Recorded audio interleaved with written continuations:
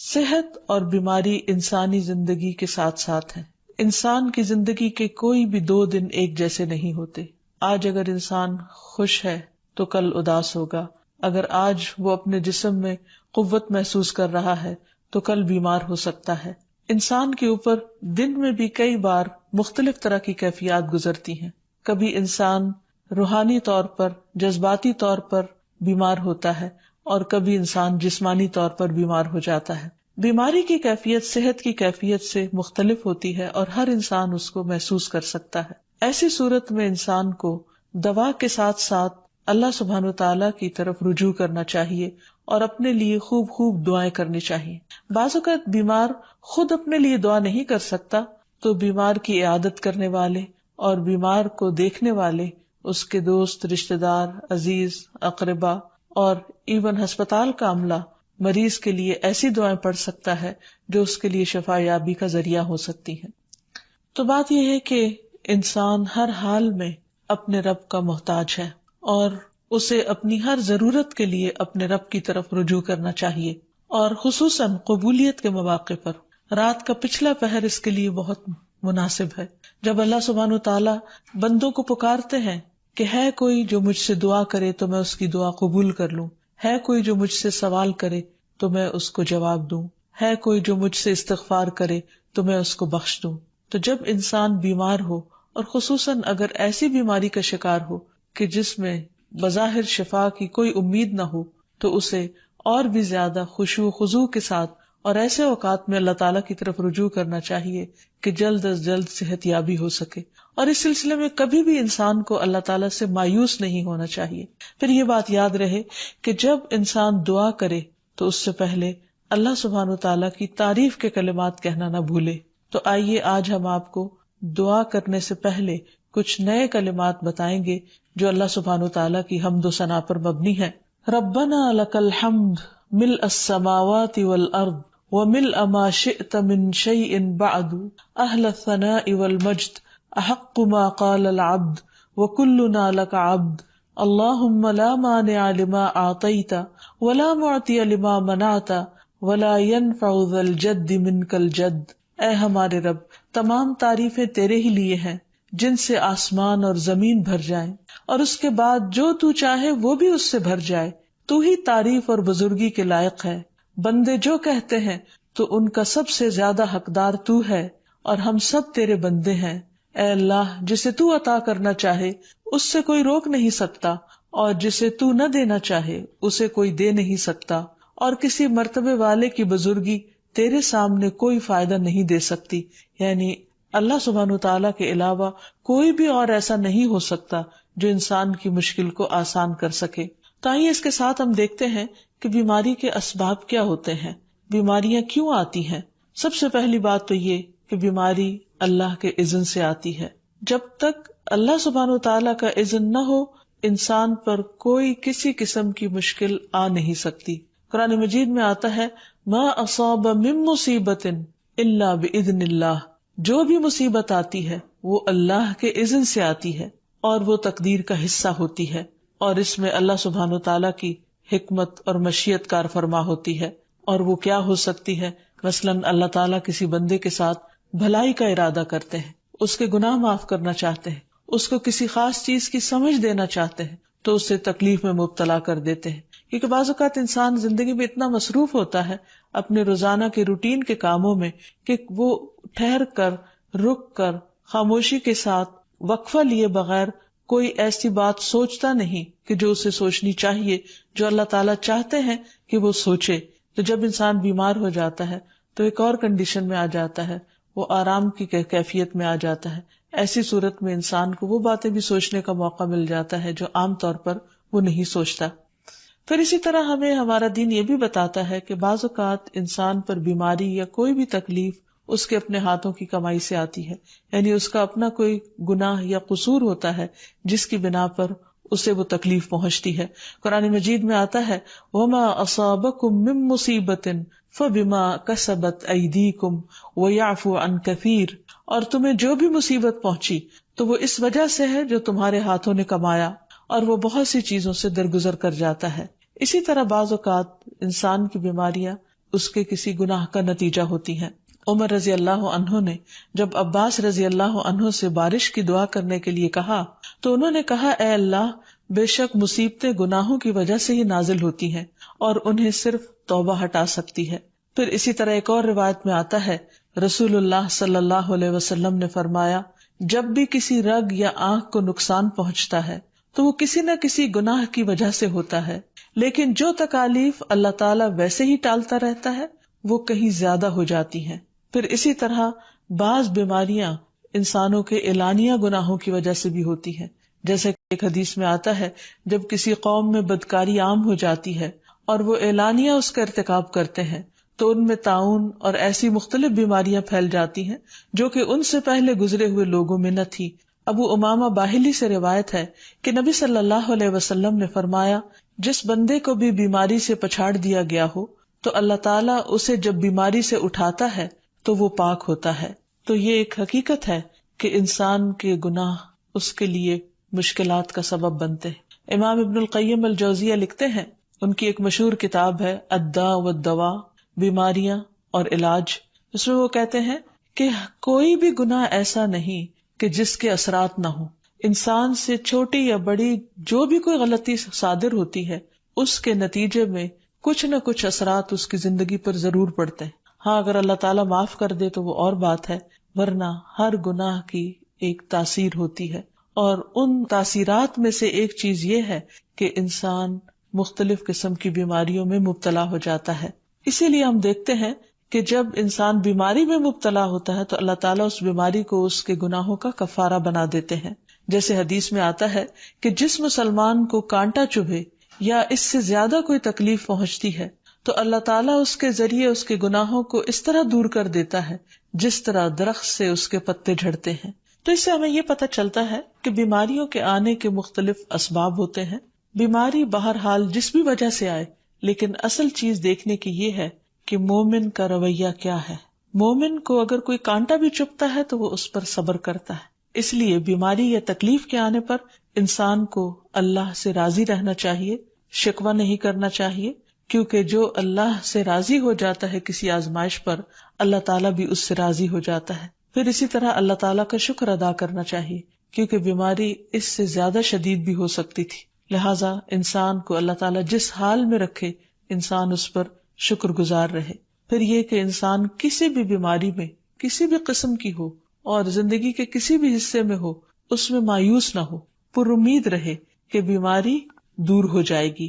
پھر اسی طرح اگر بیماری طول پکڑ جائے تو انسان کو گھبرانا نہیں چاہیے، کیونکہ ہر گزرنے والا لمحہ انسان کے درجات میں اضافے کا سبب بنتا ہے اور اس کے گناہ مسلسل جھڑتے چلے جاتے ہیں حتیٰ کہ انسان بالکل پاک صاف ہو جاتا ہے۔ پھر اسی طرح انسان کو بیماری کی حالت میں دوسروں سے شکوے شکایات نہیں کرنی چاہیے، کیونکہ بیماری اللہ کے اذن سے آتی ہے، اور جب انسان ہر ایک کے آگے رونے لگتا ہے تو گویا وہ اللہ تعالیٰ کا شکوہ کر رہا ہوتا ہے، جو چیز اللہ تعالیٰ کو پسند نہیں۔ پھر اسی طرح منہ سے برے الفاظ نہیں نکالنے چاہیے، بیماریوں کو کوسنا نہیں چاہیے، اور پھر ایسے الفاظ نہیں ادا کرنے چاہیے کہ مجھے لگتا ہے کہ اس بیماری میں میری زندگی چلی جائے گی، یا یہ کہ کسی مریض کی عیادت کے لیے جا کر اس کو اس قسم کی بات نہیں کرنی چاہیے، خواہ کتنی ہی خطرناک بیماری کیوں نہ ہو، ہمیشہ اسے امید دلانے چاہیے، کیونکہ مایوسی کے الفاظ اور برے بھلے اور منفی قسم کی باتیں اللہ تعالیٰ کو پسند نہیں، اور انسان ویسے بھی جیسے سوچتا ہے پھر اس کے ایکشن اس کے مطابق ہونے لگتے ہیں۔ اب یہ ہے کہ انسان بیماری میں دوا ضرور کرے، کیونکہ حدیث میں آتا ہے کہ اللہ تعالیٰ نے کوئی بیماری ایسی نہیں اتاری جس کے لیے دوا نہ اتاری ہو۔ ہاں، جسے معلوم ہو اسے معلوم ہوتا ہے، اور جسے نہیں معلوم ہوتا اسے نہیں معلوم ہوتا۔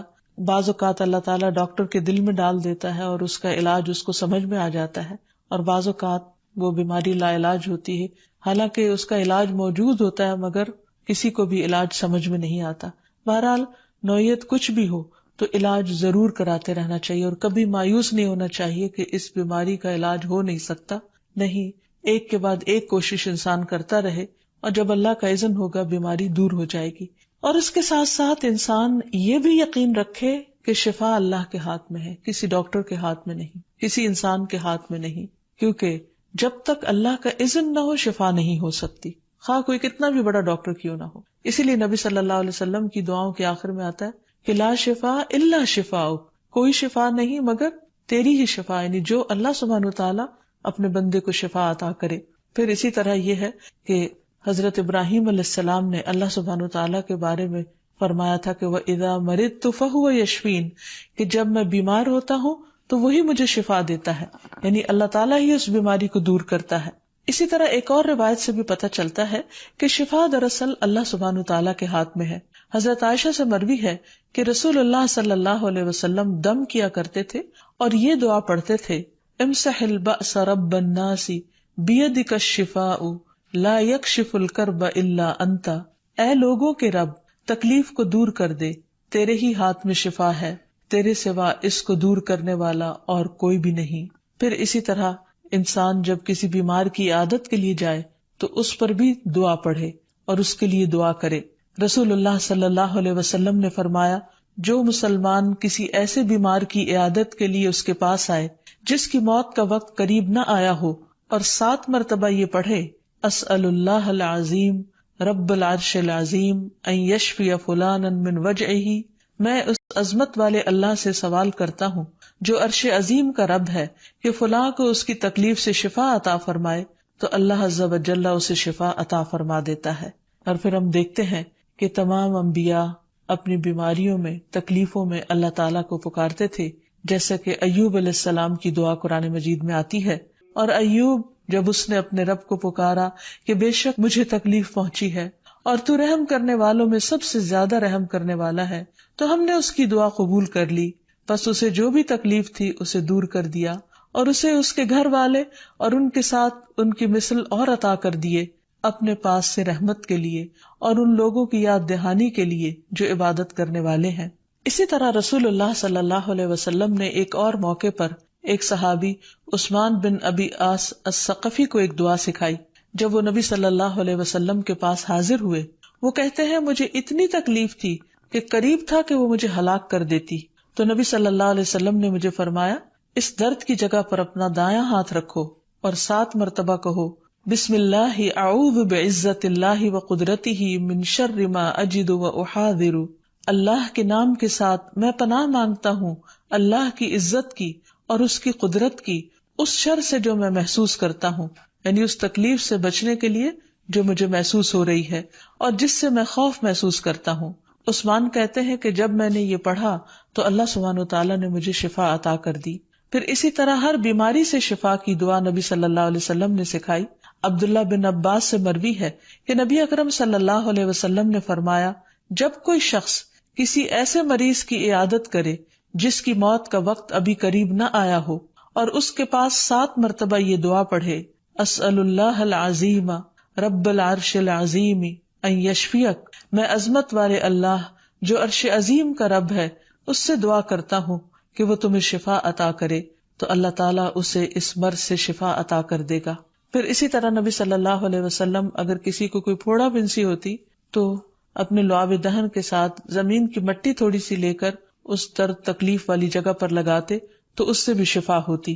حضرت عائشہ کہتی ہیں کہ جب کسی انسان کے عضو میں کوئی تکلیف ہوتی، پھوڑا یا زخم ہوتا، تو نبی صلی اللہ علیہ وسلم اپنی انگلی اس طرح رکھتے، اور سفیان جو راوی ہیں انہوں نے اپنی شہادت کی انگلی زمین پر رکھی، پھر اسے اٹھا کر فرمایا، بسم اللہ تربت اردنا بریقت بعدنا لیشفى به سقیمنا باذن ربنا، اللہ کے نام کے ساتھ ہماری زمین کی مٹی ہمارے رب کے حکم سے ہم میں سے بعض کے تھوک کے ساتھ ہمارے بیمار کو شفا دی جائے۔ یعنی لعاب دہن کا اپنا ایک اثر ہوتا ہے، اور لعاب دہن جو ہے ایک طرح سے دوا کا کام کرتا ہے، اور اللہ کا نام لے کر جب لعاب دہن لگایا جائے تو شفا ہوتی ہے۔ جیسے کہ ایک اور موقع پر نبی صلی اللہ علیہ وسلم نے ایک جلے ہوئے مریض کے اوپر یہی دعا پڑھ کر لعاب دہن لگایا تو اللہ تعالیٰ نے اس مریض کو شفا یاب کر دیا، اور وہ دعا تھی، اذہب البأس رب الناس واشف انت الشافی لا شفاء الا شفاؤک شفاء لا یغادر سقما۔ پھر اسی طرح ایک موقع پر ایک قبیلے کے سردار کو جب بچھو نے کاٹ لیا اور اس کے جسم میں زہر پھیل گیا تو ایک صحابی نے سورۃ الفاتحہ پڑھ کر اس پر دم کیا تو اس سے اس کو شفا ہو گئی، اور یہ بات جب نبی صلی اللہ علیہ وسلم کو بتائی گئی تو آپ اس پر خوش ہوئے۔ اور سورۃ فاتحہ سب لوگوں کو آتی ہے، اسی لیے اس کا نام سورۃ الشفا بھی ہے، کیونکہ یہ بیماری میں بطور علاج پڑھی جاتی ہے مریض پر. مریض خود بھی پڑھ سکتا ہے اور اس کے اٹینڈنٹس بھی اس پر پڑھ سکتے ہیں. حضرت علی رضی اللہ تعالیٰ عنہ کہتے ہیں کہ نبی صلی اللہ علیہ وسلم کو بچھو نے ڈس لیا اور آپ نماز پڑھ رہے تھے. جب آپ نماز سے فارغ ہوئے تو آپ نے فرمایا اللہ تعالیٰ بچھو پر لعنت کرے، یہ نہ نمازی کو چھوڑتا ہے نہ کسی اور کو. پھر آپ نے پانی اور نمک منگوایا، آپ اس پر ملتے جا رہے تھے اور یہ صورتیں پڑھ رہے تھے، قل یا ایھا الکافرون وقل اعوذ برب الفلق اور قل اعوذ برب الناس. تو یہ بھی ایسے مواقع پر پڑھی جا سکتی ہیں. پھر اسی طرح یہ ہے کہ اگر کسی بھی دوا یا دعا سے مریض صحت یاب نہ ہو رہا ہو، اس کی تکلیف کم نہ ہو رہی ہو، تو بھی موت نہیں مانگنی چاہیے، کیونکہ مومن کے لیے زندگی ایک بہت بڑی نعمت ہے. وہ جس بھی حال میں گزرے، بہرحال وہ اسے آخرت کمانے کا ذریعہ بنا سکتا ہے. یعنی اگر وہ تکلیف میں اس کی زندگی گزر رہی ہے اور اس پر وہ صبر کر رہا ہے اور اللہ کو یاد کر رہا ہے، تو اس کے بے پناہ درجات بلند ہونے کا ذریعہ ہے. یعنی یہ بیماری اس کے لیے بلندی درجات کا ذریعہ بن جاتی ہے. اس لیے کبھی بھی موت نہیں مانگنی چاہیے. ہاں اگر تکلیف حد سے بڑھ جائے تو انسان یہ دعا مانگ سکتا ہے، اللہم احینی ما کانت الحیات خیرا لی وتوفنی اذا کانت الوفات خیرا لی. اے اللہ، جب تک میرے لیے زندگی بہتر ہو مجھے زندہ رکھ، اور جب میرے لیے وفات بہتر ہو تو مجھے وفات دے دے.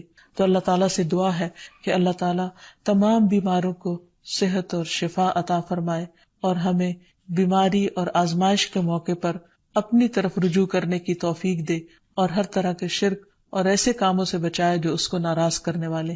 وآخر دعوانا ان الحمد للہ رب العالمین. السلام علیکم ورحمۃ اللہ وبرکاتہ.